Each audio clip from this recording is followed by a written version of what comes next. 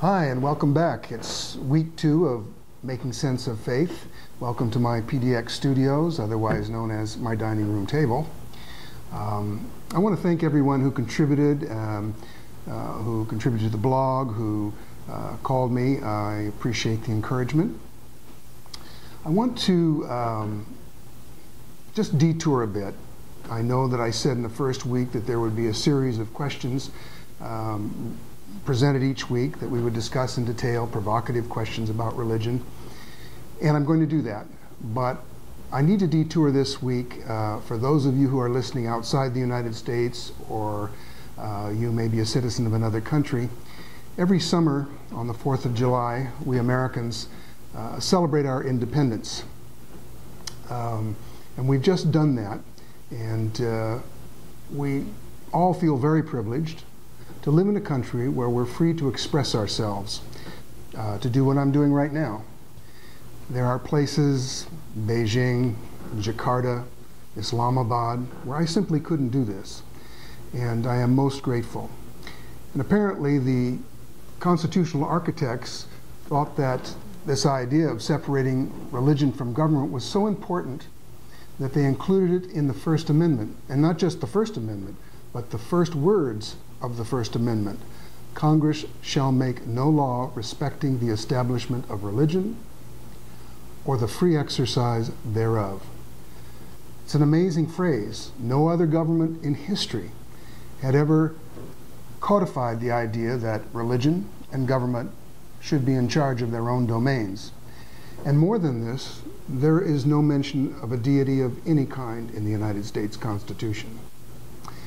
In fact, to give you some idea of the mindset at the Constitutional Convention, consider that no less than Benjamin Franklin thought it might be a good idea to start the day off with a prayer. And so he introduced a resolution. In fact, he introduced it more than once, and he was basically ignored. He lamented in his memoirs that only 3 or 4 out of 55 delegates thought it was a good idea. So all this leads me to the point of this brief essay, and that is to offer up some information about how religion has embedded itself in important areas of our government in recent years. The Pledge of Allegiance, In God We Trust on the coins, the National Day of Prayer. How did we get from that point where Thomas Jefferson said there should be a wall of separation between church and state to a place where powerful religious interests not only affect public policy, but seriously impact who gets elected and who doesn't? I'm going to give you an example. Take a look at this short video clip of John Kennedy. Senator Kennedy was a young candidate running for office, the President of the United States. No Catholic had ever been elected President of the United States. So here he is in this video talking about his feelings related to church and state in front of a group of Southern Baptists, many of whom were seriously concerned that he was going to take his marching orders from the Pope. So have a listen.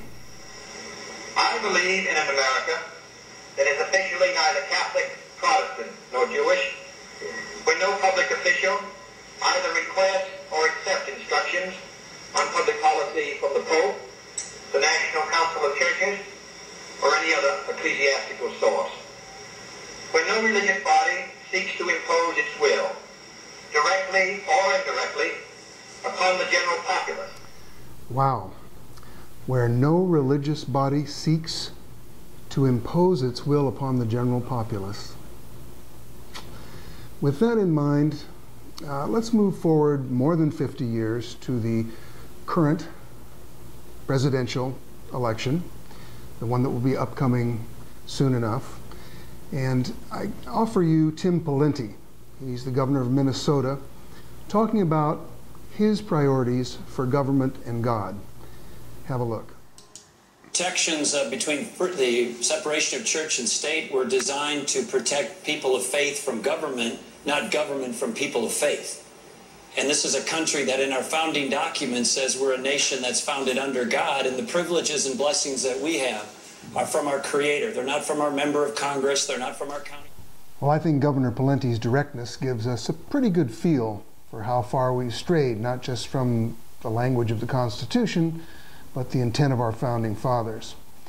But just in case Governor Pawlenty is too subtle, here's another short clip from Mike Huckabee, who also was a presidential contender.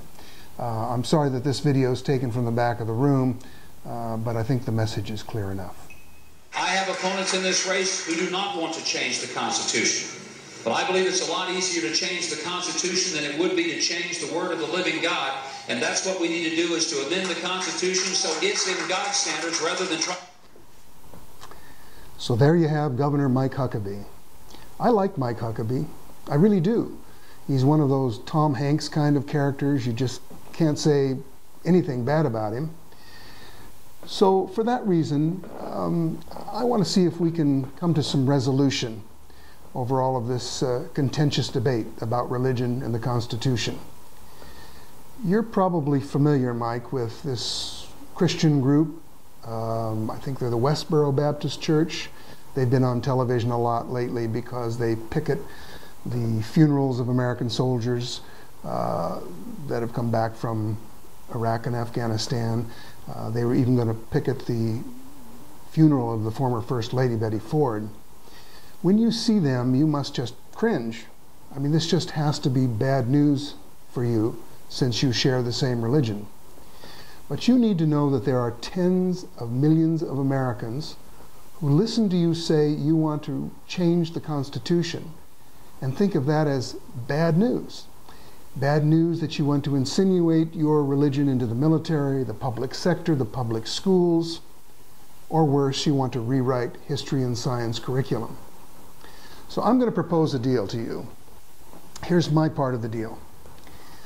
I promise to stand shoulder to shoulder with you, to fight if necessary, to protect your right to state publicly that you want to change the Constitution of the United States to reflect your religious interests.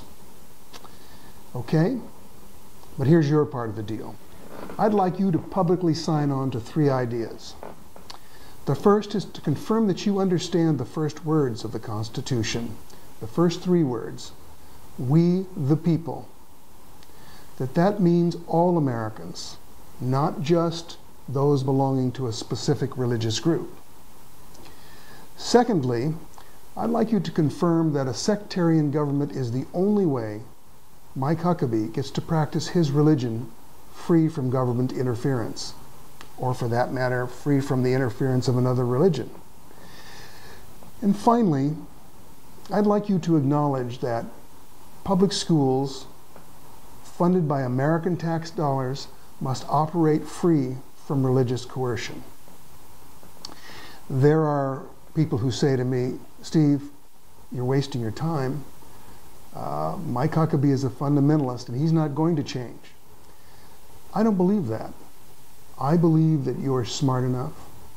I believe that you're pragmatic enough to appreciate the need for debate, but also the need for resolution lest we lose or destroy the principle of we the people. So there you have it. That's my deal. I'm going to send you a copy of this video, and I believe you're going to respond to it. So let's find out. I'll see all the rest of you next week.